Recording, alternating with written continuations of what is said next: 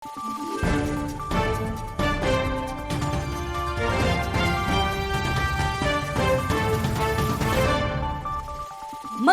araw, Pilipinas! Ito ang Valiente News hatid sa inyo ng Office of the Vice President.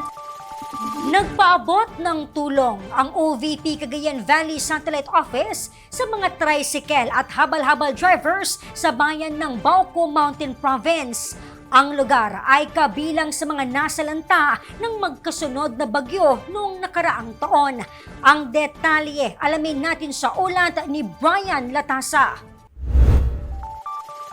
Naglunsad ng relief operations ang OVP Cagayan Valley Satellite Office sa bayan ng Bauco sa probinsya ng Mountain Province upang alalayan ang mga tricycle at habal-habal driver sa lugar na apektado sa paghagupit ng magkasunod na bagyo sa nagdaang taon.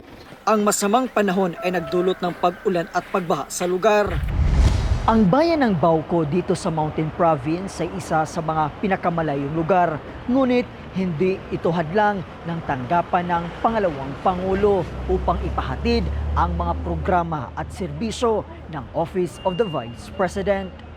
Isa sa mga pinagkalooban ng relief boxes si Joe Lumagto. Kwento niya sa amin, maliban sa pagiging habal-habal driver ay isa rin siyang magsasaka. Kinakailangan kasi anya ng ibang pagkakitaan dahil may mga panahong mahina ang pamasada lalo na tuwing masama ang lagay ng panahon. Mas lalo na yung uwan, maraming naiapektuhan, mga bubong, ganun. Talagang lumipad yung mga bubong. Tsaka yung mga bintana, bitak-bitak. Ikinatuwa naman ng magsasaka mula Mountain Province na nakarating sa kanilang bayan ang mga programa at serbisyo ng tanggapan ng pangalawang Pangulo sa pamuno ni Vice President Inday Sara Duterte.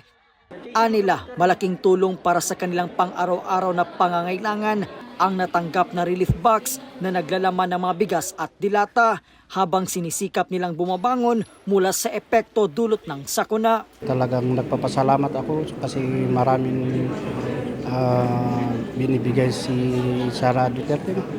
Maraming, kaya lahat kami ng mga kabadya namin talagang nagpapasalamat kami kasi malaking tulong sa amin. Mula po rito sa bayan ng Bauco Mountain Province, ako po si Brian Latasa. Ang lahat para sa Diyos, bayan at pamilyang Pilipino. Valiente News. Marami pang mga balita ang dapat abangan dito lamang sa Valiente News.